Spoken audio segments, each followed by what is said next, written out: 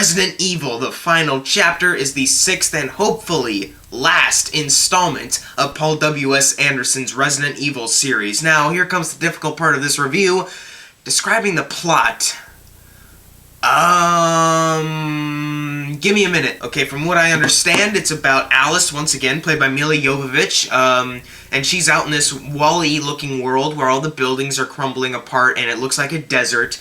And then the red hologram girl from Umbrella, who is made by Umbrella, wants to turn against Umbrella, so she wants Alice to go back to where it all began to defeat Umbrella. And Wesker is still alive, Dr. Isaacs is still alive. I think that's it. Please forgive me if it seems like I'm not invested with the Resident Evil series at all, because I'm really not. I'm not a fan of these movies. I haven't played the games, but these movies don't make me want to play the games, and I've heard that the games are much better than these movies. I only started watching these movies in preparation for this movie, and I literally hate every single one of them. I like some more than the others, but they're all F films. So of course I really had no interest in finally seeing this film. I had no interest seeing how the series was going to end. I just wanted it to be over, and Jesus Christ, they went out with a bang. And by bang, I mean this might be the worst one in the whole series. This movie is literally, like, somehow worse than the other movies that are some of the worst movies of all time. Somehow that happened. I don't know how that did happen, but Paul W.S. Anderson is a genius.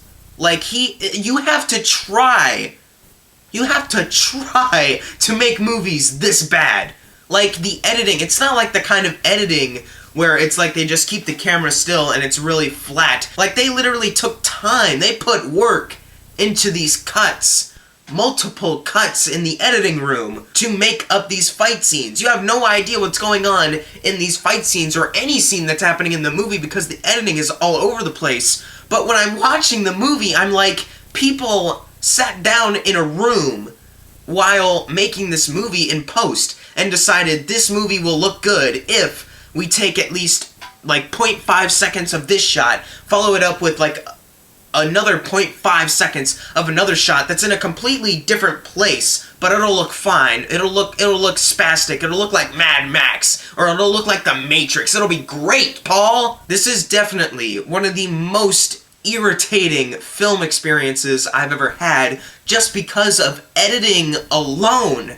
Like, I have seen so many movies where they were bad, but at least the action scenes were entertaining, and at least there was some effort put into those. This is one of those rare occasions where an action movie doesn't even have good action. It's all incomprehensible and just filled with some of the worst CGI and green screen you're ever going to see. Like, how? It honestly is really baffling to me, because all of these Resident Evil movies, even the final chapter, have all made a lot of money at the box office. You'd think they'd put more into the budget so that the effects would look a little bit decent, but no, the CGI somehow still looks the same as the Retribution and Afterlife, which is a bad thing because those movies came out years ago. Like the zombies, like that can be done with just people. Put makeup on them and have people just act like zombies and run around. But even they look like CGI. There's tons of CGI for them, because they show like huge crowds of them like swarming at this tank. But every once in a while you're supposed to like show a close-up of one of them. But even when it's a real person, you can't shake the feeling that maybe in some way he's digitally altered. Because Paul W.S. Anderson clearly is very proud of these horrible effects, so there must be something wrong with this dude. Like, she gets attacked by, like, this flying dragon thing, and I couldn't even get a good look at it because of the camera work and the shakiness of it all, but even the visual effects for that, it was just, like, reaching at the car, and it's tumbling over, like, tons of times because it gets hit. It was... oh my god. And then you have like this weird creature that just looks like a bunch of organs, and it looks literally right out of a video game. It literally only looks like it was from a video game. Now, a lot of video games, they do have a lot of impressive effects, But you have to be honest with yourself that if you take something from a video game and try to put it in a 2017 blockbuster film, more than likely, it's not gonna work, because there's a difference between video game animation and film and CGI and all that.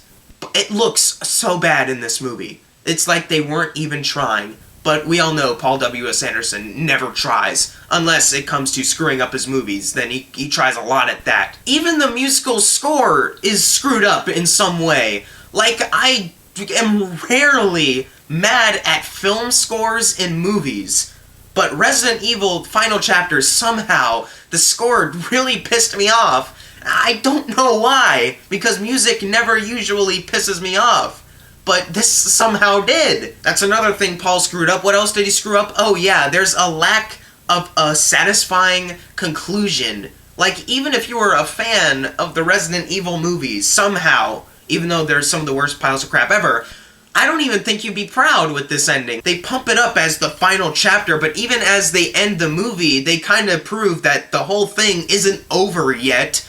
But hey, at least we got rid of the major part. Like, they're kind of, like, the end, okay, the way they end this movie, it's like, they could make one more movie, but they could also end it off here. Like, that, it's that kind of thing. And also, the continuity errors that are in the other Resident Evil films, and also continuity errors made in this film, never explained. They're just, they reveal, okay, there's so many twists. There's so many twists in this movie, and it's like, I don't know if that makes sense.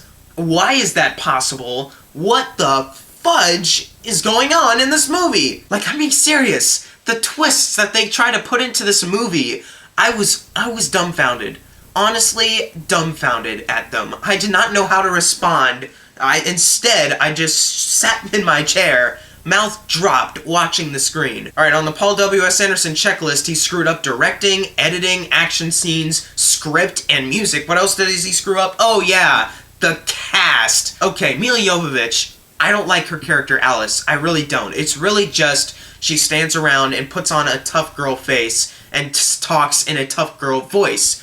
But there's nothing about her character-wise that I find interesting. And even the lines she has to say to try to pull off this tough girl, badass personality, like, I don't buy it.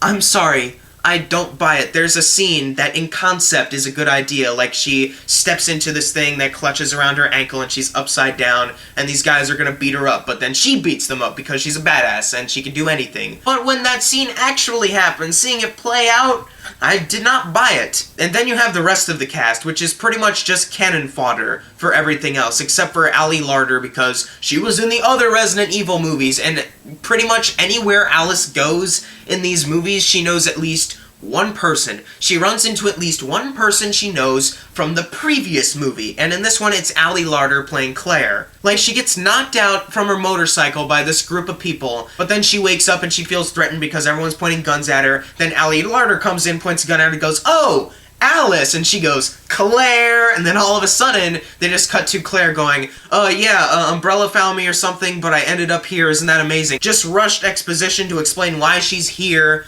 just cuz. We need someone from the other movies so that Alice doesn't feel alone, pretty much. And also the rest of the crew that they're with, like, honestly, who frickin' cares? Like, we get introduced to 3 guys who are literally grumbling at each other and also offer rushed exposition. Like, "Oh, we can't trust this girl. Hey, back off. I know you want to be in charge, but cool your jets, man." It's just like, oh my god. There's no thought put into any dialogue at all in this movie. They also all talk and grumble, so they sound pretty much exactly the same. There's one scene where a dog thing jumps up at a dude, and I swear to you, I could not tell who got killed at that moment. Like, a lot of people were talking about, oh, the fan scene, I didn't know who died, but that was kind of obvious to me.